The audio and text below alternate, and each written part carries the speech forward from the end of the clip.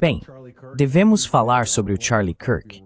Você tem se destacado com todas as suas reportagens sobre a pressão que ele enfrentou nos últimos momentos de sua vida por parte de seus doadores pró-Israel, as dúvidas que ele começou a ter sobre seu apoio anterior a Israel e alguns detalhes realmente importantes, incluindo o fato de que ele recusou uma oferta de financiamento diretamente do Netanyahu, que o bilionário Bill Ackman organizou uma intervenção para tentar convencê-lo. E seu artigo mais recente revelou que um dos principais doadores do grupo dele, o Turning Point USA, parou de apoiar o Kirk pouco antes de sua morte.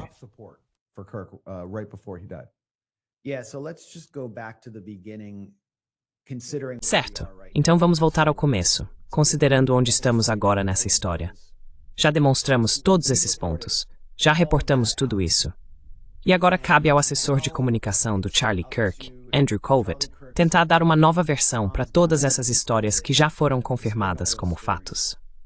Mas tudo começou depois da morte de Charlie Kirk, com Netanyahu vindo a público e tentando reivindicar o legado de Charlie Kirk e culpar o Islã e a esquerda radical antes mesmo de um suspeito ser preso.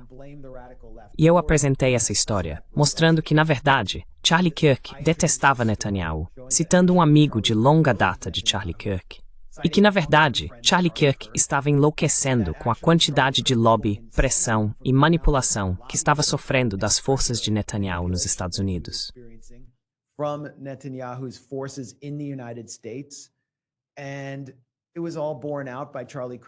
E tudo isso foi confirmado pelas declarações públicas de Charlie Kirk. Por exemplo, ele fez uma declaração muito importante em uma entrevista com Megyn Kelly em, se não me engano, 6 de agosto deste ano.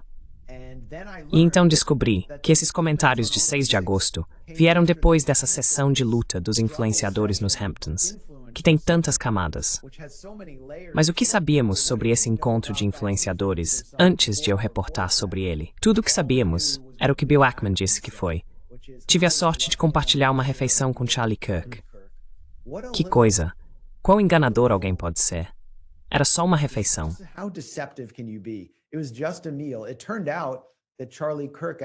Aconteceu que Charlie Kirk realmente perdeu a cabeça e acusou uma de suas interlocutoras, uma fanática sionista chamada Natasha Hausdorff, que é advogada no Reino Unido e cujo trabalho basicamente consiste em fazer com que o maior número possível de manifestantes seja preso em prol de Israel.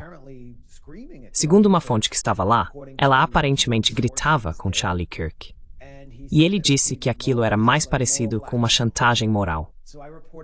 Então relatei tudo isso. Bill Ackman teve um ataque. Ele escreveu um de seus clássicos posts de 5.000 ou 7.000 palavras no Twitter, basicamente distorcendo toda a situação e dizendo, sabe, que era muito próximo de Charlie Kirk e que não foi uma intervenção, blá blá blá. E então descobrimos que Charlie Kirk, e aí Candace Owens faz uma live sobre essa reunião e vira o alvo. Tipo, o alvo não está realmente em mim. Está nela, porque ela tem prestígio nesse meio.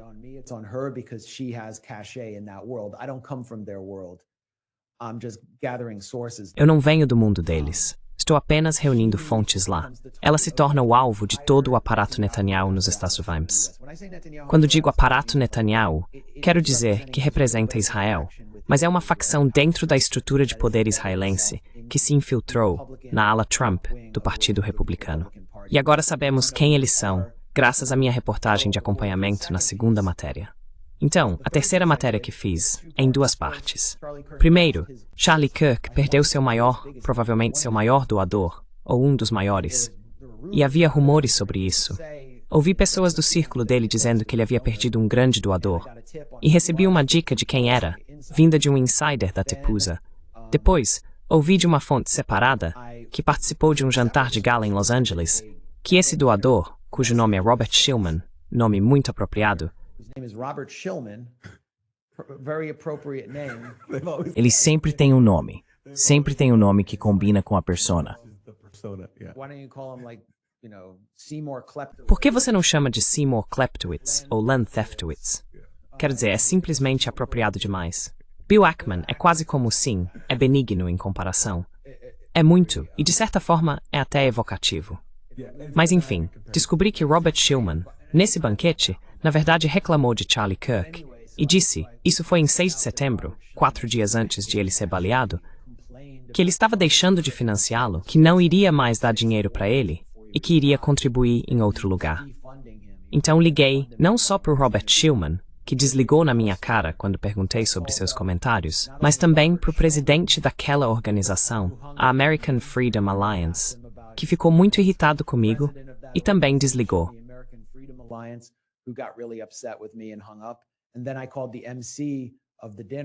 Então eu liguei para o mestre de cerimônias do jantar, que disse não posso confirmar nem negar. E dava para perceber que ele também estava muito nervoso. Então eu segui com a história. E desde então, a Laura Loomer tem tendo encontrar alguma forma de me atacar, porque ela é uma antiga bolsista Schillman, ela é uma Schillwoman, e o Schillman foi um dos seus apoiadores de longa data. E agora ela está alegando, o que é bem interessante, Laura Loomer, quero dizer. Essa é uma pessoa que realmente está tomando decisões de pessoal dentro do governo Trump, e é muito próxima, pessoalmente, do Trump. Talvez não sei, de certa forma até mais próxima do que a Melania. I don't know, in some ways closer than Melania is. And she made an effort to kind of distance E ela fez um esforço para meio que se distanciar de Schillman. O que é interessante, porque se você olhar a atividade da Laura Loomer no Twitter, depois da cúpula da Tepeza, em Tampa, Flórida, no verão passado em julho, quando Tucker Carlson subiu ao palco e zombou de Bill Ackman chamando-o de vigarista, e disse, sabe, que americanos que vão lutar como estrangeiros por Israel deveriam ter sua cidadania retirada, e que Epstein era um agente do Mossad. Todo mundo estava dizendo isso no palco. Loomer simplesmente detonou Charlie Kirk e disse que ele fala pelos dois lados da boca, que não é confiável. Basicamente, meio que preparando o terreno para o que seria uma campanha sionista maior contra ele. Minha teoria é que ela pode realmente ter ido até Schillman e dito, corte o financiamento desse cara. Destrua ele. Tipo, ele estava sob um ataque feroz. E ao mesmo tempo, essa é a segunda parte da minha terceira história, quarta música do meu terceiro álbum.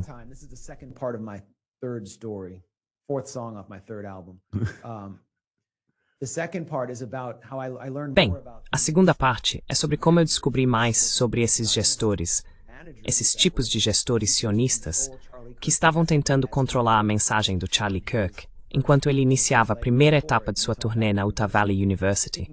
Eles falavam com ele todos os dias, tentando criar um grupo no WhatsApp para poder falar com ele a todo momento. Eles faziam chamadas no Zoom. Bill Ackman estava na chamada do Zoom. Nesse grupo do Zoom, eram cerca de 10 pessoas. Joshua Hammer, da Newsweek, que é uma das principais vozes de Netanyahu nos Estados Unidos, no dia 8 de outubro de 2023, um dia após 7 de outubro, ele pediu para Israel arrasar Gaza e transformar Gaza em um estádio de futebol para atacar a população civil e expulsá-la. Ele é editor at large da Newsweek, mas é um agente israelense.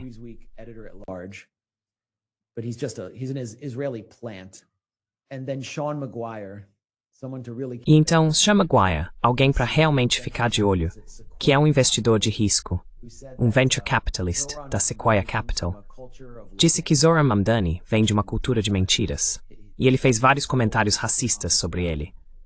Esses caras também estão todos mirando no Mamdani, e estavam tentando agir através do Charlie Kirk. Eles são obcecados pelo Mamdani, e parte do motivo pelo qual a Influencer Summit foi organizada pelo Ackman nos Hamptons foi basicamente para comprar cliques de influenciadores, que são, em sua maioria, mulheres jovens, aparentemente atraentes, e homens negros ou de minorias, contra o Mamdani, para que eles fizessem postagens contra o Mamdani. E eles estão simplesmente aliciando essas pessoas. Muitos deles foram em uma viagem gratuita patrocinada pelo governo israelense, logo depois, como parte de uma campanha de pro-bite.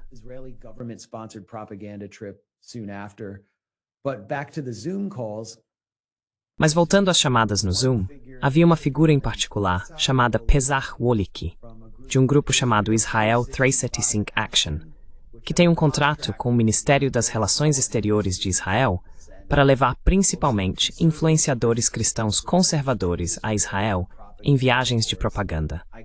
Eu consegui um dos convites que ele enviou a um influenciador e publiquei neste artigo. Ele disse que falava diariamente ao telefone com Charlie Kirk passando para ele os pontos de discussão para sua próxima viagem, e que Charlie Kirk estava resistindo, parecia frustrado e estava meio que sob a influência de pessoas de quem Wolick não gostava. Então, ficou muito claro que Charlie Kirk estava passando por uma transformação. E se começarmos do início, Netanyahu estava tentando reivindicar Charlie Kirk. Ele achava que tudo iria correr muito bem e que nada disso viria à tona.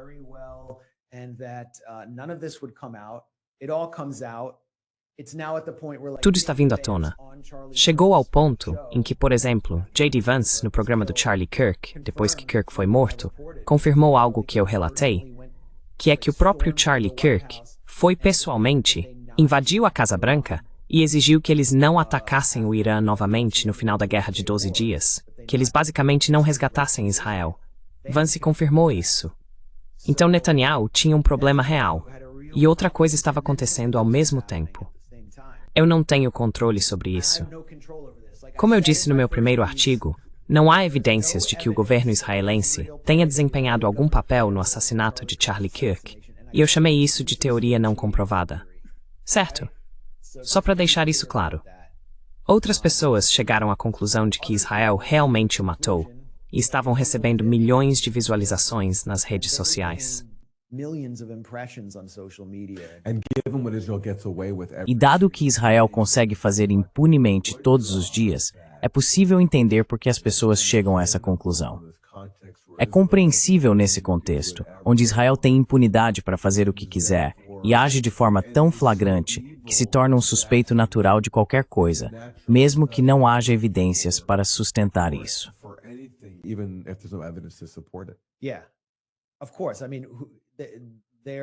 Sim, claro. Quero dizer, eles detêm o recorde de assassinatos globais. Esse é o modus operandi deles. E eles assumem a responsabilidade por assassinar jornalistas toda semana na faixa de Gaza. Eles se gabam disso. Mas isso provocou Netanyahu, não uma, mas duas vezes, a segunda vez em seu canal pessoal de redes sociais como primeiro-ministro, para negar categoricamente que ele assassinou Charlie Kirk.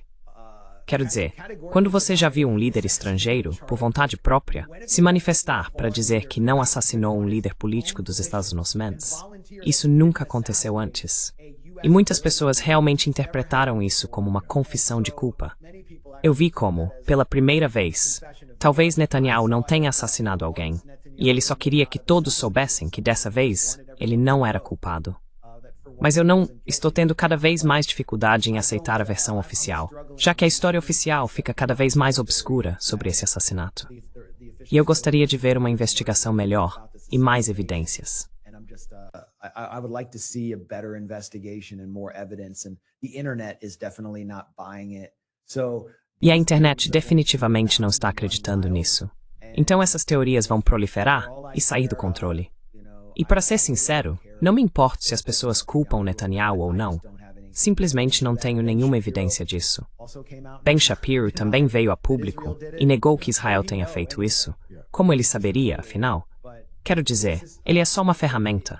Mas isso foi profundamente prejudicial para a imagem de Netanyahu e sua capacidade de reivindicar o legado de Charlie Kirk. E por que isso importava tanto?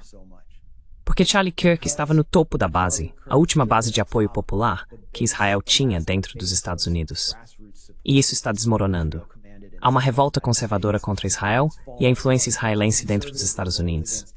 And as pressas desleva, skupres novos homens e brancos, bedetem a guerra, pelt Portland, espert proclamar-nos list.